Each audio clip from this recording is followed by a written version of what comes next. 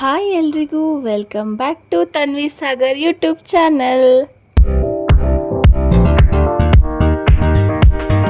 ಕೆಲವ್ರಿಗೆ ಗೊತ್ತಿದೆ ಅಂತ ಅನ್ಕೊತೀನಿ, ನಾನಿನ್ನ ಬಿಡಲಾರೆ ಸೀರಿಯಲಲ್ಲಿ ಸಿಸ್ಟರ್ ಆಗಿ ಆ್ಯಕ್ಟ್ ಮಾಡ್ತಾ ಇದ್ದೀನಿ.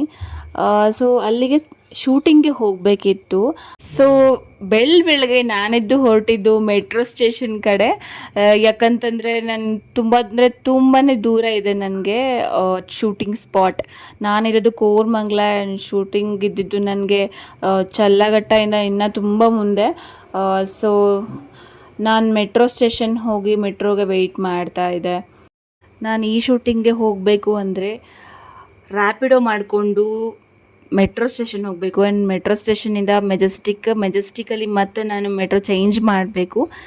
ಚೇಂಜ್ ಮಾಡ್ಕೊಂಡಾದಮೇಲೆ ನೆಕ್ಸ್ಟ್ ಅಲ್ಲಿಂದ ನನಗೆ ಪಿಕ್ ಮಾಡೋದಕ್ಕೆ ಅವರು ಬರ್ತಾರೆ. ಆಮೇಲೆ ಮೆಟ್ರೋ ಬಂತು. ಮೆಟ್ರೋದಲ್ಲಿ ಕೂತು ನಾನು ಹೊರಟೆ.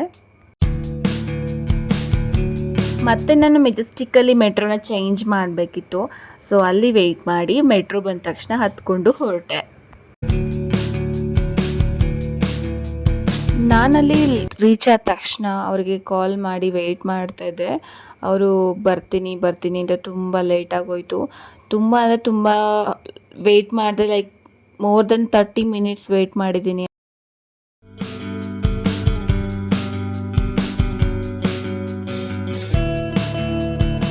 ತುಂಬ ಹೊತ್ತು ವೆಯ್ಟ್ ಮಾಡಾದಮೇಲೆ ನಮ್ಮನ್ನು ಪಿಕ್ ಮಾಡೋದಕ್ಕೆ ಬಂದರು. ಪಿಕ್ ಮಾಡಾದಮೇಲೆ ನಾವು ಹೊರಟ್ವಿ ಸ್ಕೂಲ್ ಕಡೆ. ಯಾಕಂದರೆ ನಮ್ಮದು ಶೂಟ್ ಇದ್ದಿದ್ದು ಸ್ಕೂಲಲ್ಲಿ. ಯಾಕಂದರೆ ನಾನು ಸ್ಕೂಲಲ್ಲಿ ಸಿಸ್ಟರ್ ಅಲ್ವಾ. ಲೊಕೇಶನ್ ರೀಚ್ ಆದ ತಕ್ಷಣ ಕಾಸ್ಟ್ಯೂಮ್ ಹಾಕ್ಕೊಂಡು ಮೇಕಪ್ಗೆ ಕೂತೆ.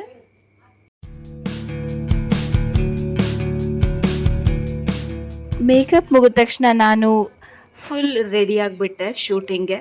ಆ್ಯಂಡ್ ಅದಾದಮೇಲೆ ನಾನು ಹೋಗಿದ್ದು ಬ್ರೇಕ್ಫಾಸ್ಟ್ಗೆ ಹೋಗಿರೋದು ವೀಡಿಯೋ ಎಲ್ಲ ಮಾಡೋಕ್ಕಾಗಿಲ್ಲ. ಯಾಕೆಂದರೆ ನನಗೆ ನಾನು ಸ್ವಲ್ಪ ನಾಚಿಕೆ ಸ್ವಭಾವದವಳು. ಅದಕ್ಕೆ ಹಾಗೆ ಶೂಟಿಂಗ್ ಕೂಡ ಸ್ಟಾರ್ಟ್ ಆಯಿತು. ಹಾಗೆ ಫ್ರೀ ಟೈಮಲ್ಲಿ ಮಾತಾಡ್ತಾ ಕೂತ್ವಿ. ಸಾರಿ ಅವ್ರು ಮಾತಾಡ್ತಾ ಇದ್ರು, ನಾನು ಕೇಳಿಸ್ಕೊತಾ ಇದ್ದೆ. ನನ್ನ ಆರ್ಟಿಸ್ಟನ್ನ ರೀಪ್ಲೇಸ್ ಮಾಡಿದರು. ಸೊ ಅವ್ರನ್ನ ತುಂಬ ಮಿಸ್ ಮಾಡ್ಕೊತಾ ಇದ್ದೆ ನಾನು. ಯಾಕಂದರೆ ಫ್ರೀ ಟೈಮಲ್ಲಿ ನಾನು ಅವರು ತುಂಬ ಮಾತಾಡಿಕೊಂಡು ಲೈಫ್ ಬಗ್ಗೆ ತುಂಬ ಡೀಪಾಗಿ ಡಿಸ್ಕಷನ್ ಮಾಡ್ತಾಯಿದ್ವಿ. ಈಬೋ ಟೈಮಲ್ಲಿ ಪಟ್ಪಟ ಅಂತ ಮಾತಾಡೋಕ್ಕೆ ನಮ್ಮ ಪುಟಾಣಿ ಬಂದಳು.